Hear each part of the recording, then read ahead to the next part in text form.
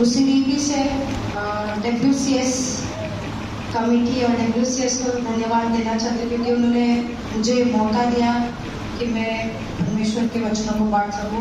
यहाँ church committee को भी धन्यवाद देती हूँ। वचनों में जाने से पहले आज हम मदर्स डे को सेलिब्रेट कर रहे हैं, इसलिए सबसे पहले जितने भी मदर्स आज यहाँ पे आए हैं उन सभी को मेरी तरफ से wishing you all a very happy Mother's day.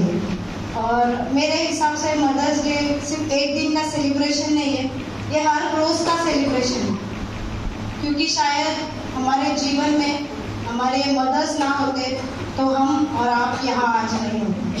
इसके लिए परमेश्वर को आज हमारे जीवन में हमारी मदर्स है, इसके लिए हमको धन्यवाद देना चाहिए।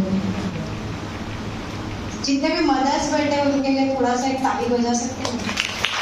यहाँ पे नहीं है बट बाहर भी होंगे, आए ही होंगे, तो सभी के लिए, बिकॉज वो जो हमारे लिए करते हैं वो कोई और नहीं कर सकता है। और मदर्स डे जो हम सेलिब्रेट करते हैं, ये किस तरह से स्टार्ट हुआ उसके बारे में भी मैं थोड़ा कुछ बताना चाहती हूँ। मदर्स डे जो है उसके जो फाउंडर है उनका नाम है एना जार्विस, जिन्होंने ये स्टार्ट किया ईयर 10th मई को उन्होंने फर्स्ट टाइम में सेलिब्रेट किया। और एक गर्व की बात ये होनी चाहिए कि ये एक मेथडिस्ट चर्च से इसका शुरुआत हुआ है, जो कि है Saint Andrews Methodist Church, Grafton, West Virginia. ये मेथडिस्ट चर्च से इसका एक शुरुआत हुआ है। उन्होंने अपनी मदर से इंस्पायर होकर ये दिन को उस दिन सेलिब्रेट किया था। 10th मई 1908 को उन्होंने मदर्स डे अपने चर्च में फर्स्ट टाइम सेलिब्रेट किया था, अपनी माँ से इंस्पायर होकर। तो जब उस टाइम वहाँ पे जो प्रेसिडेंट थे यूएस में वुड्रो विल्सन जी, उन्होंने फिर बाद में 1914 में उसको officially second Sunday Mother's Day celebrate करना है करके डिक्लेयर किया। और आज हम उसी को फॉलो करते हुए सेकेंड संडे ऑफ मई को इंटरनेशनल मदर्स डे सेलिब्रेट करें। आइए अब हम जो आज के वचन है उसकी ओर बढ़ते हैं। 24th वचन कुछ इस तरह से कहता है, ಆದ್ದರಿಂದ ಈ ನನ್ನ ಮಾತುಗಳನ್ನು ಕೇಳಿ ಅವುಗಳಂತೆ ಮಾಡುವ ಪ್ರತಿಯೊಬ್ಬನು ಬಂಡೆಯ ಮೇಲೆ ತನ್ನ ಮನೆಯನ್ನು ಕಟ್ಟಿದ ಬುದ್ಧಿವಂತನಿಗೆ ಸಮಾನ. ಮಳೆಯು ಸುರಿದು ಹಳ್ಳುಗಳ ಬಂದು ಗಾಳಿ ಬೀಸಿ ಆ ಮನೆಗೆ ಅಪ್ಪಳಿಸಿದರು, ಆದರೂ ಆ ಮನೆ ಬೀಳಲಿಲ್ಲ, ಯಾಕಂದರೆ ಅದರ ಅಸ್ಥಿವಾರವು ಬಂಡೆಯ ಮೇಲೆ ಕಟ್ಟಲಾಗಿತ್ತು. ಆಯಂ ಸ್ವಲ್ಪ ದುವಾ करते हैं। हालेलुया, स्तुति धन्यवाद परमेश्वर, समय दिया इसलिए आपको कोटि-कोटि धन्यवाद। यहाँ पर आपके नाम को ऊंचा उठाने के लिए खड़ा किया, इसलिए आपको धन्यवाद देते हैं। इस समय में प्रभु जी अपने आप को आपके हाथ में सौंप देता है। आपके पवित्र आत्मा द्वारा प्रभु जी आज आप हमसे इन सभी से बातें करने के लिए मांगते हैं पिता। जो वचन कहता है वो सही रीति से प्रभु जी के सभी के सामने रख पाओ और आपके द्वारा ये उन तक पहुँचे, ऐसी प्रार्थना और दुआ करते हैं। आगे का समय पे आप अपना नियंत्रण लेकर चलाने के लिए मांगते हैं। इस प्रार्थना को खुदा यीशु मसीह के नाम से मांगते हैं, सुन और ग्रहण करता, आमीन।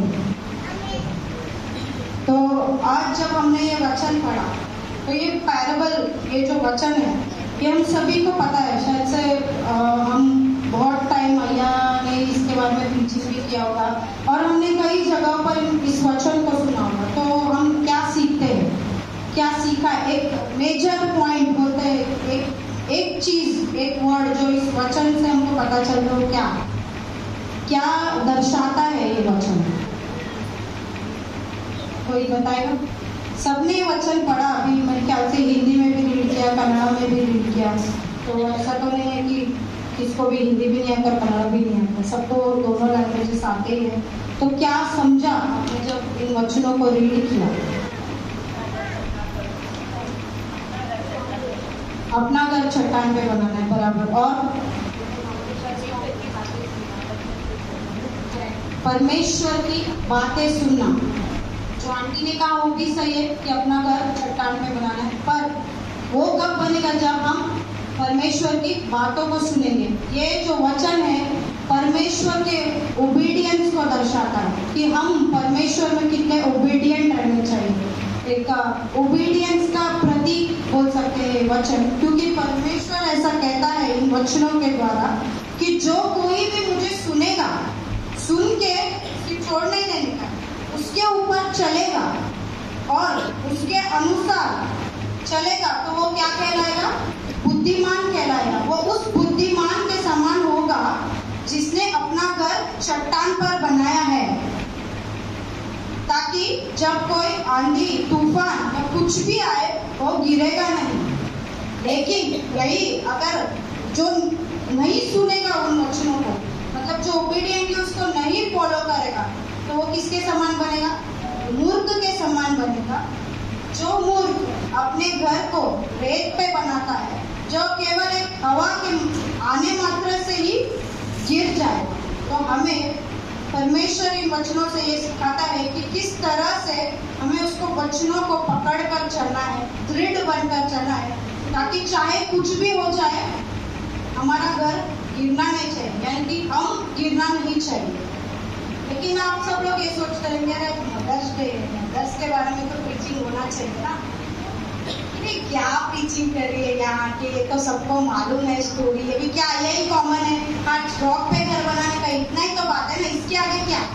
मदर से कैसे करेंगे? हम देखते हैं आगे वचनों में। उससे पहले मैं कुछ एग्जाम्पल्स को बताना चाहती हूँ। हाँ, लेकिन एग्जाम्पल सुन के मत सोचना कि ये बहुत कॉमन एग्जाम्पल्स है, हर बार सब लोग मदर्स डे पे यही एग्जाम्पल्स बताते हैं। पर लेकिन एक मैंने कहीं पे एक कोट पढ़ा था कि बाइबल एक ऐसा बुक है जो कोई भी पढ़ता है वो अपनी रीति से उसको समझता है, और हर बार परमेश्वर हमें कुछ नया सिखाता है इन वचनों से। और शायद जब मैं इन वचनों को पढ़ रही थी मुझे भी कुछ नया सीखने को मिला है जो मैं आप सबके साथ शेयर करना चाहती हूँ। तो हम कुछ एग्जाम्पल्स को देते हैं। हम कहते हैं कि एक माँ जो है अपने बच्चे को बना भी सकती है और बिगाड़ भी सकती है, ठीक है? तो उसका कुछ एग्जाम्पल्स हम बाइबल में से देखेंगे। हम फर्स्ट एग्जाम्पल देखते हैं जो गुड मदर्स का, दो एग्जाम्पल गुड मदर्स का देखते हैं, दो एग्जाम्पल बैड मदर्स का।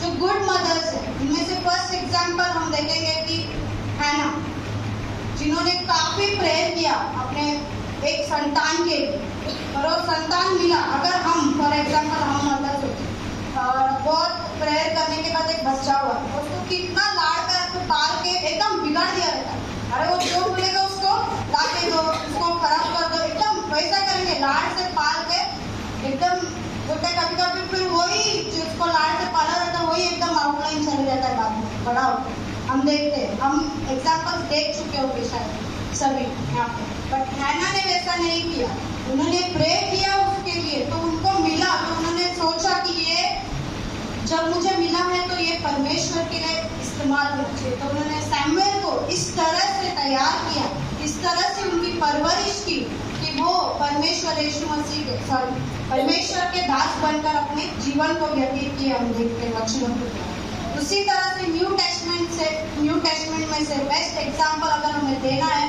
तो मेरी से बढ़कर एग्जाम्पल हमें नहीं मिलेगा मदर के बारे में बताने के लिए, क्योंकि उन्होंने भले ही जब उनको एंजल्स बताए तो वो मना भी कर सकते थे कि मैं क्यों करूँ, मैं क्यों ये दोष अपने सर पे लूँ।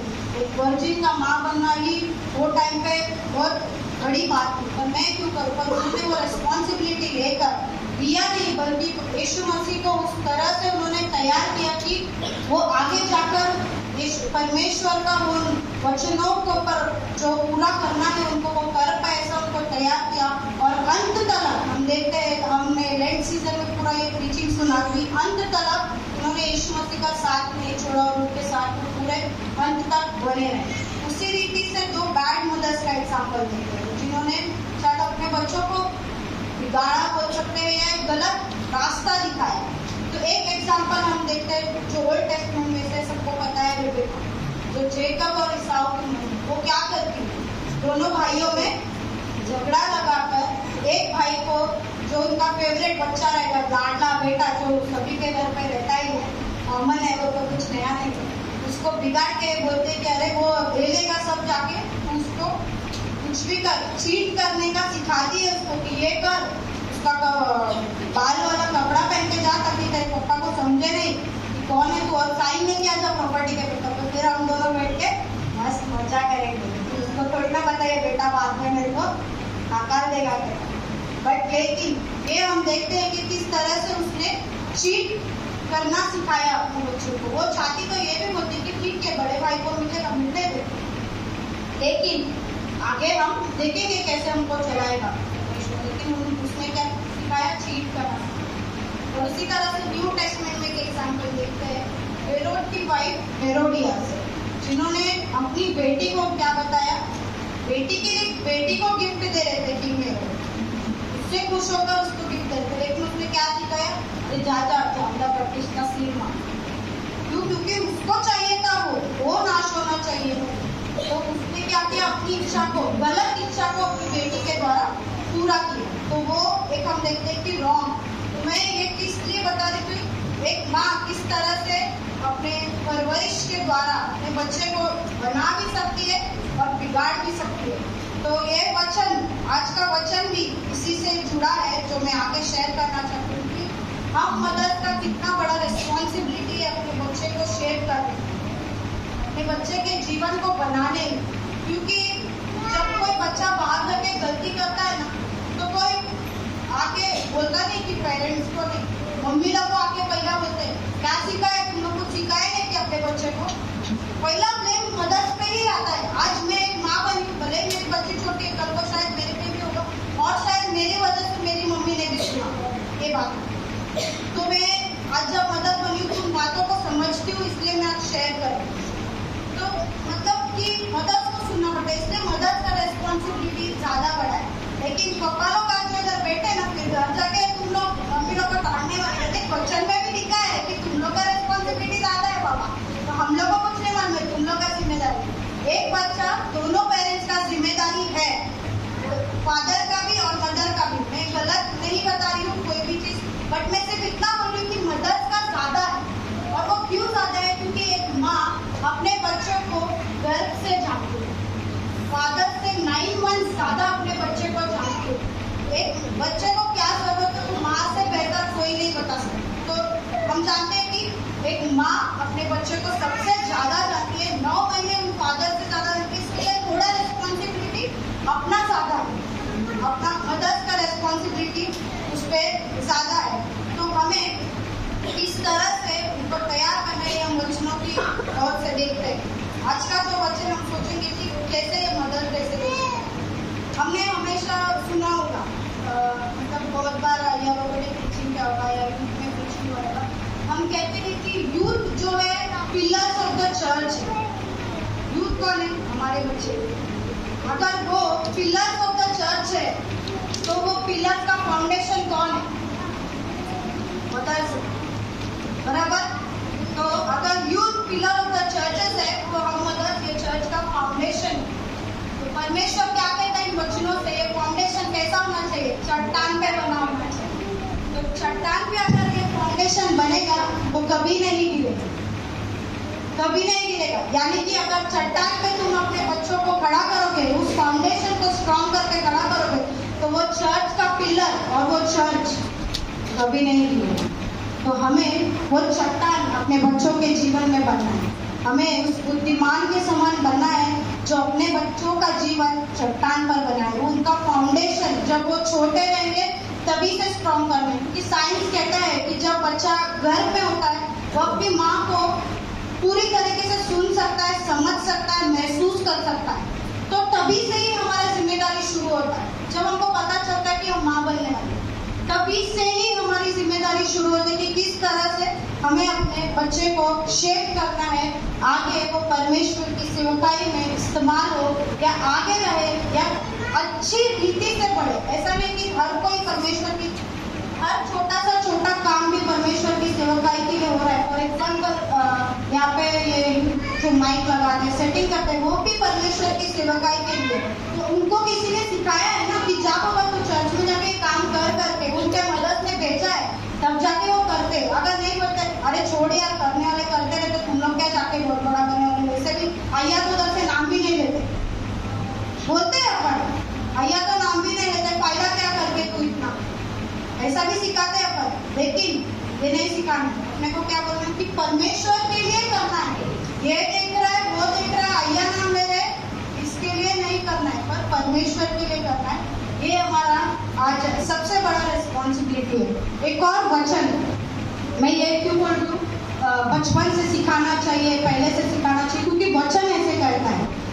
प्रोवर्ब्स 22:6 जब हम देखते हैं, वचन कुछ इस तरह से कहता है कि ನಡೆಯಬೇಕಾದ ಮಾರ್ಗಕ್ಕೆ ತಕ್ಕಂತೆ ಮಕ್ಕಳಿಗೆ ಶಿಕ್ಷಣವನ್ನು ಕೊಡು, ಆಗ ಮುಪ್ಪಿನಲ್ಲಿಯೂ ಅವನು ಅದರಿಂದ ದೂರ ಹೋಗಲಿಲ್ಲ। इंग्लिश में कुछ इस तरह से कहता है कि teach children how they should live, for they will remember it all their lives। ऐसा बोलता है कि teach youths नहीं बोलता।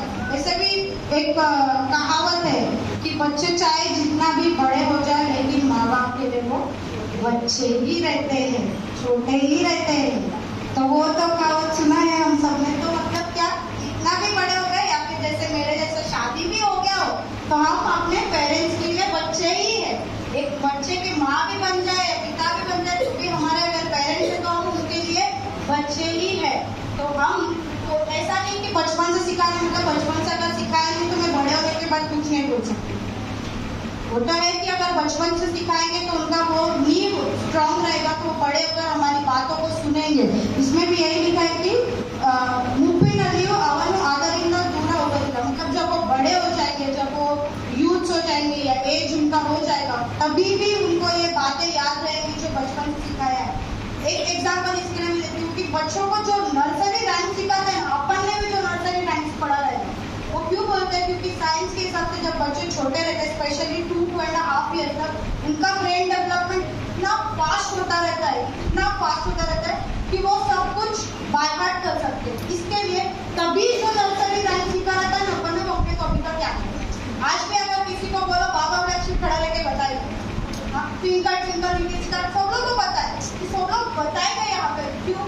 क्योंकि वो बचपन से सिखाए हुए चीजें। वैसे ही अगर हम अपने बच्चों को इस पवित्र शास्त्र के बारे में बताएंगे, ये हमने सोचा है कि हम लोग सोचते हैं पेरेंट्स, क्योंकि शायद मम्मी पापा ने मेरे भी सोचा रहेगा, ये संडे स्कूल टीचर का काम होगा, ये सिखाने का काम संडे स्कूल टीचर का है। तो जब भी स्कूल में भेजते हैं अपन बच्चों को, स्कूल ट्यूशन में, स्कूल नहीं स्पेशली ट्यूशन भेजते, क्योंकि उधर अपन पैसा भरा रहता है ना। ट्यूशन भेजेंगे तो पूरा एकदम बोलते ना, क्या बोलते, पूरा अथॉरिटी के साथ एकदम झगड़ा करके, तुमने पढ़ाया नहीं ना इसलिए मेरा बच्चा पास हो। क्यों? हमारा रिस्पॉन्सिबिलिटी नहीं है कुछ हमारे बच्चे की तरफ। हम बच्चे को सुबह उठ के रेडी करके, अभी फॉर एग्जाम्पल ये ऐशर जैसी बच्ची है, इसको अगर आज के तारीख में अगर हम लोग अगले दिन उठा के तैयार नहीं करके भेजेगा, ये हमारा रिस्पॉन्सिबिलिटी है मदर्स का। वो स्कूल नहीं जाएगी, वो सो जाएगी। मतलब ये तैयारी हम अभी से करते हैं ताकि बड़े होकर ये खुद से तैयार होकर अपनी कामों को करेगी आगे जाकर। ये तैयारी, ये सिखावट हम अभी से देते हैं, वैसे ही ये तैयारी और ये सिखावट भी हमको अभी से देने की जरूरत है। कोई संडे स्कूल टीचर, कोई स्कूल टीचर, कोई ट्यूशन टीचर, किसी पे भी डिपेंड होने का जरूरत नहीं है, क्योंकि सबसे ज्यादा समय स्कूल, ट्यूशन, संडे स्कूल से ज्यादा समय बच्चे एक माँ के साथ बिताते हैं। स्कूल ट्यूशन जाने से पहले के जो 2.5-3 साल जो घर पे रहते हैं, वो किसके साथ रहते हैं? मदर के साथ। वही से हमारी ट्रेनिंग भी शुरू होती है और वही से हमारी रिस्पॉन्सिबिलिटी भी शुरू होती है कि किस तरह से हमें अपने बच्चों को चट्टान पर वो पिलर्स को खड़ा करना है, वो फाउंडेशन उनके लिए बनाना है। तो जब तक हम वो चट्टान नहीं बनेंगे, हम उनको नहीं बना सकते। एक बार आइया ने यहाँ से प्रीचिंग किया था कि लिव बाय एग्जाम्पल, हमें एक एग्जाम्पल की तरह जीना चाहिए करके। और उसका बेस्ट एग्जाम्पल उन्होंने दिया था, वो है जॉन वेस्ली की मदर का, कि किस तरह से वो पर्दा लगाकर, मतलब उन्होंने बताया कि मेरा प्रेयर का टाइम है और वो प्रेयर करते थे, और वही सिखावट उन्होंने अपने बच्चों को दिया। और आज हम उसका टेस्टिमनी देख रहे हैं कि जॉन वेस्ली जी ने कितने चर्चेस, कितने सारे पिलर्स को खड़ा किया, जिसमें आज और आप और मैं बैठकर परमेश्वर की आराधना करेंगे।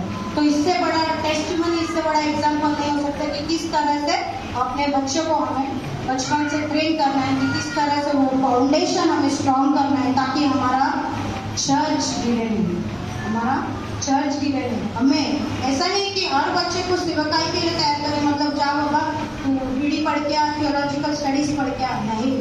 बट परमेश्वर की सेवकाई हर रीति से होती है, और हमें कल को उठकर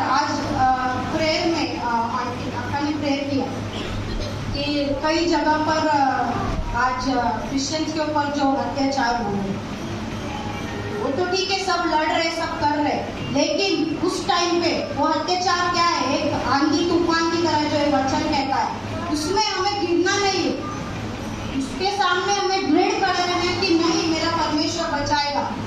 और उसका एग्जाम्पल तो बेस्ट क्या एग्जाम्पल है इसका, हमारा परमेश्वर हमें बचाएगा, ऐसा विश्वास किसने दिखाया था? बताओ बाइबल में आलिया ने अभी रिसेंटली भी बताया था ये एग्जाम्पल।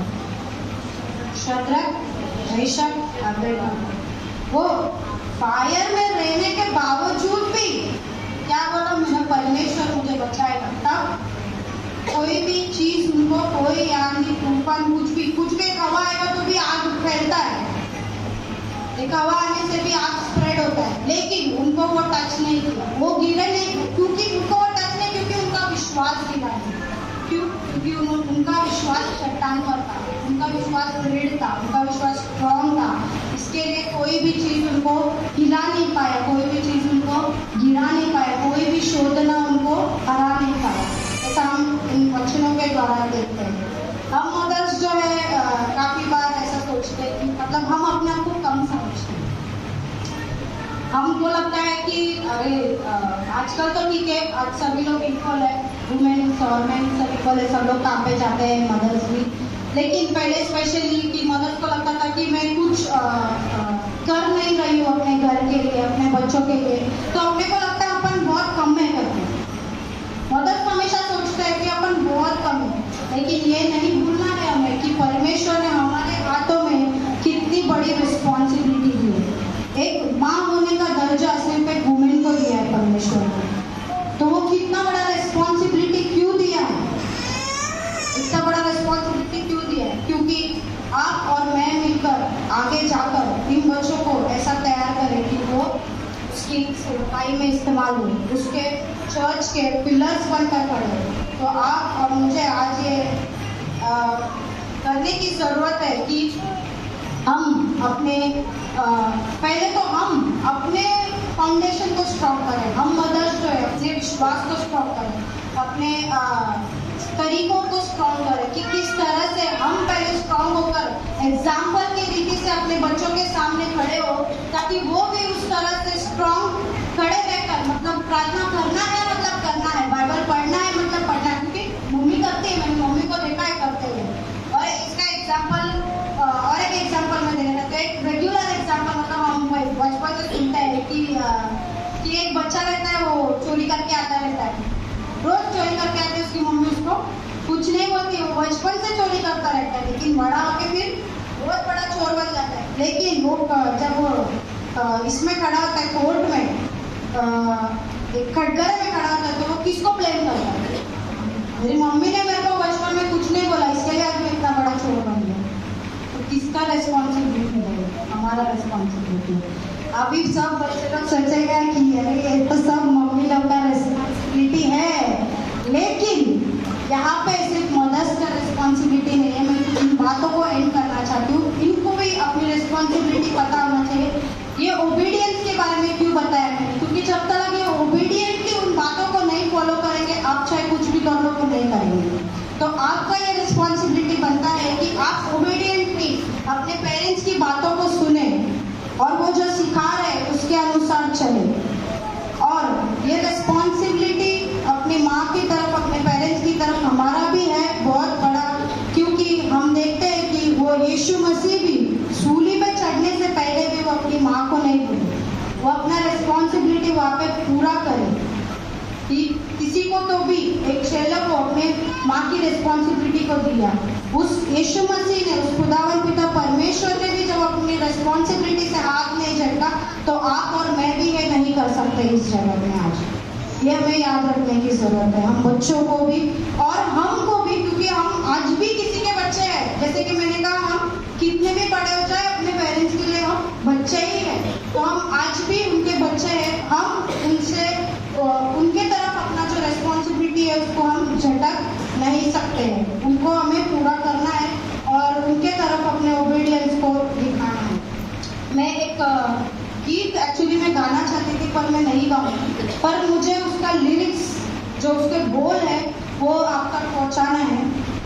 कि माँ जो है वो खुदा का फरिश्ता है जिसने आपको और हमें इस जगत में लेकर आया है, क्योंकि माँ अगर ना होती तो हम सब ना होते और हम यहाँ बैठकर भी परमेश्वर की स्तुति आराधना तो करें ये भी नहीं कर पाते, क्योंकि माँ जो है वो एक खुदा का फरिश्ता है।